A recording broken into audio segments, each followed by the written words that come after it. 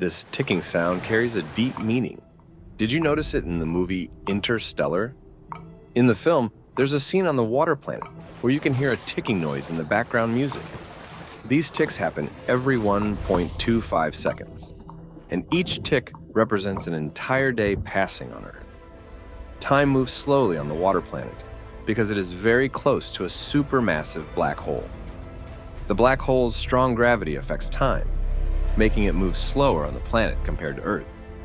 This effect is called time dilation.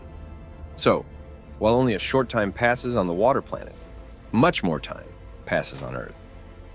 It's a subtle but powerful way to illustrate the film's themes. Did you notice this when you watched the film? Let us know in the comments below.